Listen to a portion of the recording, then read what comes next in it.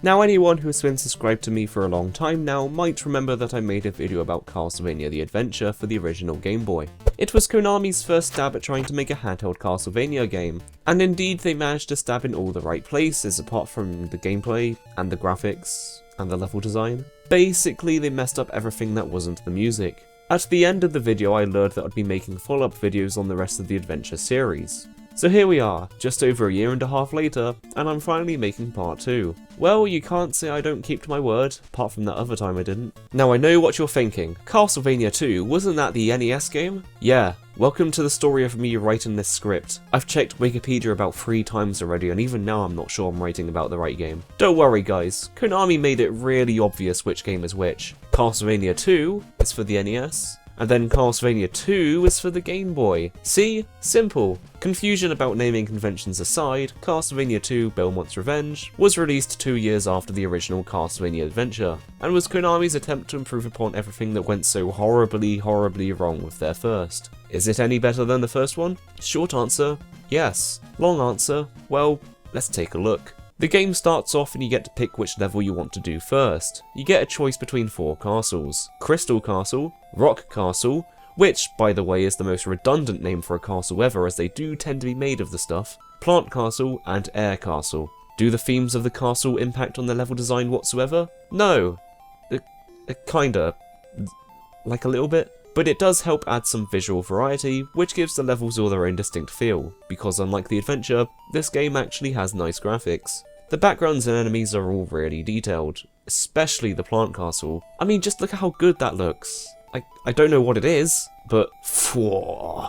Your character's back leg also isn't all gammed up anymore, which is nice. So what does Castlevania II Belmont's Revenge do so much better than the Adventure? Basically everything. Konami managed to fix pretty much every complaint I, and many others, had with the first game. For starters, the main character doesn't move at the speed of...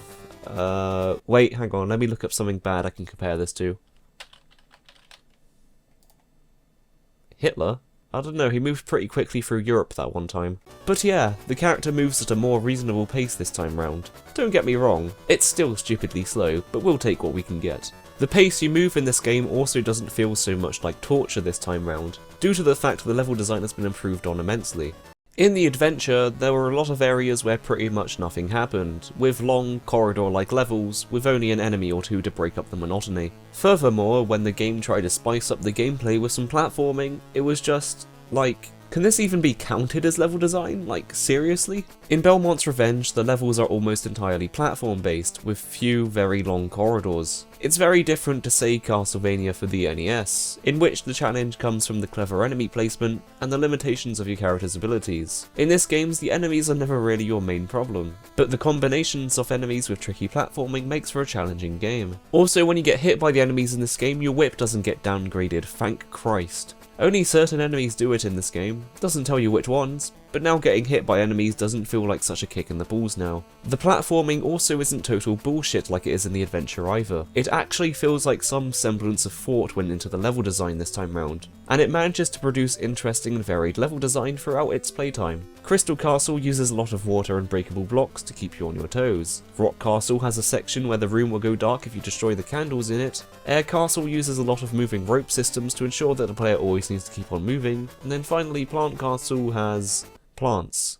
Okay, maybe not quite as cool as the others, but once you beat the initial 4 castles, Dracula's castle rises from the lake in all its strangely sci-fi looking glory. At which point the game plays like a normal Castlevania game, in which you progress through Dracula's castle, all 2 levels of it. Overall there are 6 levels in this game, which doesn't sound like all that much, because it isn't, but it's certainly a lot better than the measly 4 levels the previous game gave us, and for a 1991 Game Boy release, it's alright. Now Dracula's castle brings up one of the few complaints I have with this game, which would be the difficulty. Because the first 4 levels can be completed in any order, they are all around the same difficulty, with how hard you find it really depending on personal preference. But the moment you enter Dracula's castle, the game gets ridiculously hard incredibly quickly. The first Dracula level is way tougher than the previous 4 castles, so the first time you reach this spot, you're gonna be attempting these levels quite a lot. The bosses in Dracula's castles are especially a massive piss take, but we'll get onto that later. Also, this is a bit off topic, but the song for the first level of Dracula's castle sounds really out of place to me. Just take a listen quickly.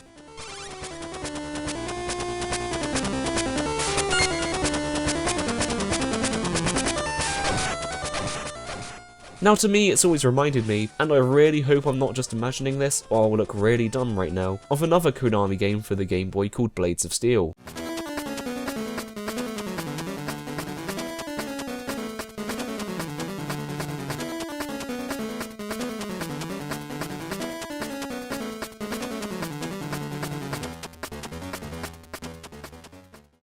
I'm not really sure why I brought this up, but it's just one of those random things you notice while playing the game. Like how the background of Plant Castle seems to be made entirely of smiley faces. Hell, I'd be smiling too if I managed to escape being in the first game. In any case, despite how difficult Dracula's castle is, I feel like it is a really well designed area, and is a great set of levels to end the game on. They don't really add any new obstacles to the game, but instead use ones you encountered in previous levels and throw them all into these two levels. I always feel like the last segment of a game should be to test all the skills and abilities you've learned throughout the rest of the game, and this game does that beautifully, until the bosses. Ah jeez. The first 4 or 5 bosses are fine. They're pretty memorable, but not exactly that challenging. But then the chapel boss happens and it's just like, ugh. It starts off with some dialogue between the two. Bit weird seeing that there's no other dialogue in the game apart from this, but sure, we'll roll with it. Spoiler, it's this guy's son. Worst son ever. Basically, he has a whip like you. If you hit him, that doesn't deter him in any way. He also takes off an 8 of your health per hit. You can't tell where he's gonna jump to, and on top of all that, he also throws daggers which you need to watch out for. I'm not proud of how long it took me to defeat this boss. Which is why I'm not going to say, fuck you, Solyu? Is that even a name? Solyu, however, is nothing compared to Dracula. It starts off with an absolutely bad-ass introduction with skeletons and shit with really tense music playing in the background. And then there he is, Dracula. And then it all goes to balls. Quite literally. So in a game all about reflexes and skill, you know what would be the best way to end your game? Pattern memorization. Better yet, untelegraphed pattern memorization, so it is literally impossible to finish on your first 3 attempts, because there's no way of knowing where it is safe to stand. Yeah, not the best way to end your game by any means, and to be honest, the boss sucks ass. Now I am properly ashamed of how long it took me to beat Dracula. It took me 1 hour and 10 minutes to finish this game. 28 of those minutes was me trying to beat the last boss. Now admittedly, if it didn't take me so long to figure out the pattern, I could have finished it much faster than that, but that doesn't change the fact it's still a pretty crappy way to end your game. I understand that games made around this time are very different to today. It was a time where kids would buy a game, and that would be the only game they would get until the next month or so. So I completely understand that a game company would want their game to last as long as possible. However, there's 2 problems here. 1, that doesn't change the fact that the boss is terribly designed, and 2, you may have noticed that it isn't 1991 anymore. So really I'm trying to look at these games to see if they are still fun to play today, and this type of design philosophy is kinda outdated now. I'm not going to bash it for more than I should, but I'm just saying it isn't terribly fun nowadays. And then the game ends, with Christopher and Solyu overlooking the remains of Dracula's castle as it sinks back into the water. Dracula's scheme was foiled because... Please scroll faster. Of the combined power of Christopher and Solyu. Oh, piss off, what the hell did he do? So in conclusion, how does Castlevania II Belmont's Revenge stack up to the adventure?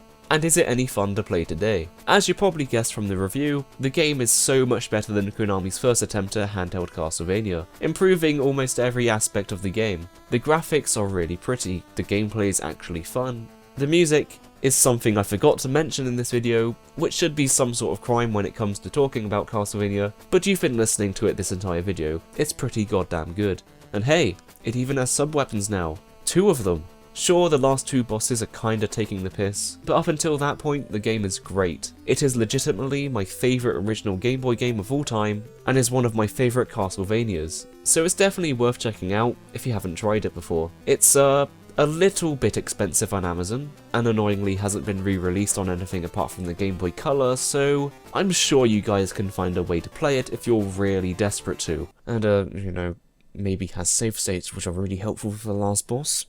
Now if Konami, and Konami I mean the 4 people who made this game, could improve that much between 2 games, imagine what the 3rd and final Game Boy Castlevania could be like.